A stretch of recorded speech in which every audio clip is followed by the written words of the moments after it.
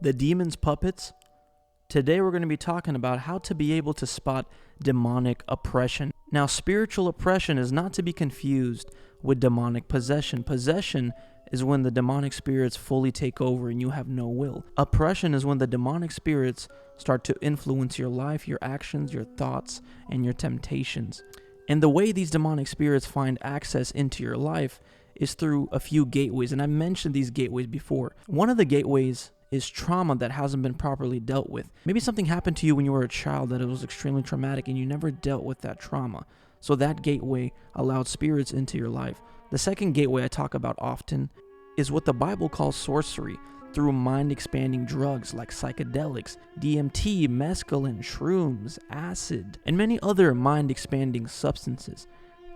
And one of the third gateways I often talk about is through the use of witchcraft. So through these gateways, demonic spirits can come into your life and oppress you, which can lead to spiritual oppression. So today we're going to be talking about how to be able to spot demonic oppression, and not only in other people's lives, but in your own life. So before I get into that, how to be able to tell if somebody's demonically oppressed, I want to discuss the spirituality of shamanism found throughout many tribal cultures in the world. And the main thing I want to discuss is something known as a sacred clown. Sacred clown, ritual or ceremonial figure in various pre-literate and ancient cultures throughout the world who represent a reversal of the normal order, an opening to the chaos that preceded creation. The Pueblo clowns are jesters or tricksters in the Kachina religion. It's a generic term as there are a number of these figures in the ritual practices of the Pueblo people. Each has a unique role belonging to separate kivas, and each has a name that differs from one mesa or pueblo to another. Now, the sacred clown or jester trickster spirits are spiritual entities that are found throughout many religions and tribes throughout the world, especially tribes and religions that have shamans as their spiritual leaders. So a shaman is a person regarded as having access to and influence in the world of good and evil spirits, especially among some people of Northern Asia and North America. Typically, such people enter a trance state during a ritual and practice divination and healing.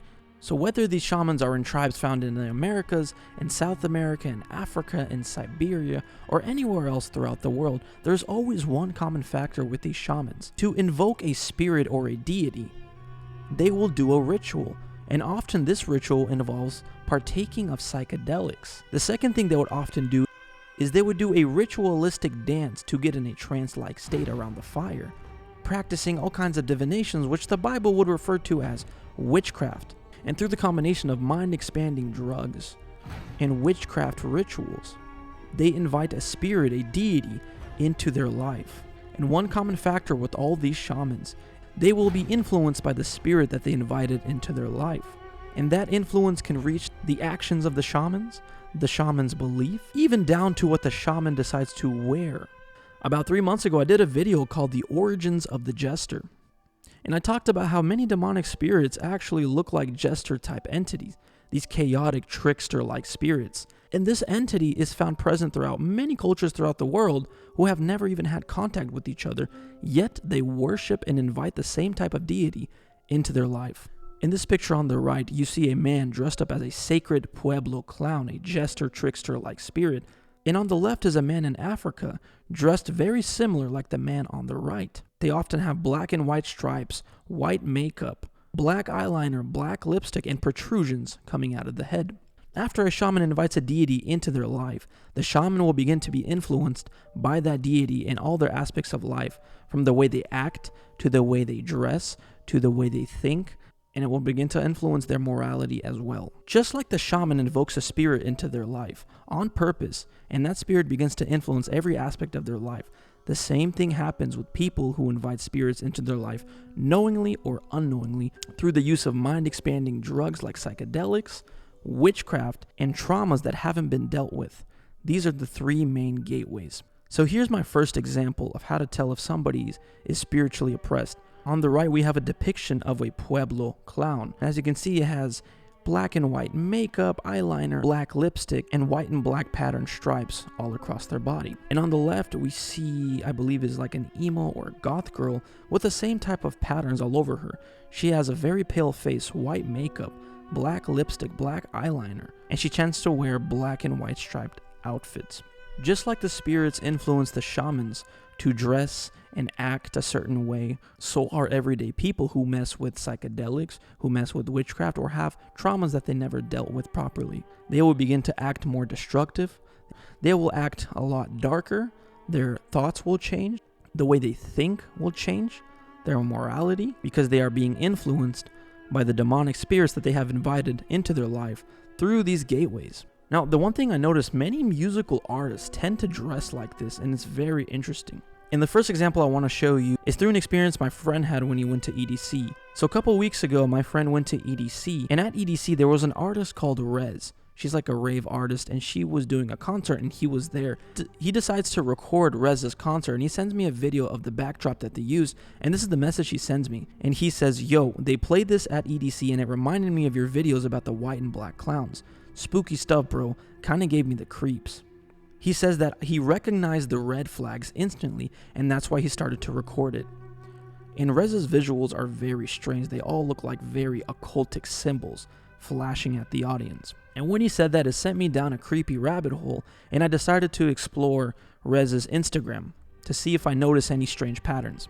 So I decided to do some research on this artist called Rez, and the one thing I noticed about this artist, when I was looking through her Instagram page, I noticed that she really likes this white and black pattern, whether it's zigzags, stripes, or checkerboards. She loves this pattern, and she often wears this pattern all the time. And this artist, I was watching some videos on her, she apparently says that one of the goals of her music and the visuals that she uses is to be hypnotic. So that's definitely a little creepy. And people just assume, this is just all entertainment. There's nothing spiritual about this. But just like the shaman who invokes a spirit and deity into their life, dresses and acts like the spirit, so do people who do the same thing. And as you can see, she loves this pattern. The black and white striped outfits, the checkerboard, and just in general, the black and white patterns are always used in music videos, as this pattern is prevalent everywhere. Black and white, checkerboard, zigzags are everywhere. This is one of the things they see on DMT sometimes, and this is found throughout numerous music videos, numerous album covers. This same pattern keeps on getting repeated, as if these artists are getting influenced by the spirits that they invoked, just like the shamans. And then the final thing I found that was very creepy, there is a band called MK Ultra 47, and this guy loves dressing like the jester joker, like the jester trickster spirit when he performs. And I noticed that he's also obsessed with this checkerboard black and white pattern and dressing like a jester. It's all very creepy and bizarre. Just looking through his Instagram is so strange.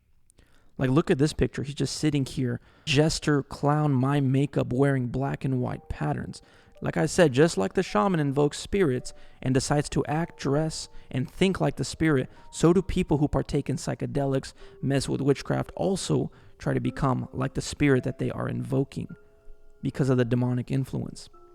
Here's one of his Instagram posts. This is a very interesting post. The symbolism behind this post is very interesting because it shows a jester entity being a puppet master, controlling him performing at his concerts. And then as you go to the second picture, you see him standing at the beach in the jester outfit. Very creepy stuff, but the symbolism behind this is very eerie, uncanny, and it shows what's really going on when he performs on stage with many of these other musicians and artists that I've been mentioning. There are invisible puppet strings on them, and they are being influenced by these spirits that they invoked into their life. By the way, guys, if you like the thumbnail on this video, my friend Josiah made that for me. And if you are interested in thumbnails for your YouTube videos or just creative artistic album covers, he can work with you and make you what you need. If interested, definitely check him out. He makes some good artistic edits. Anyway, guys, thank you so much for watching, and let me know your honest thoughts in the comments below about all this. And we are out.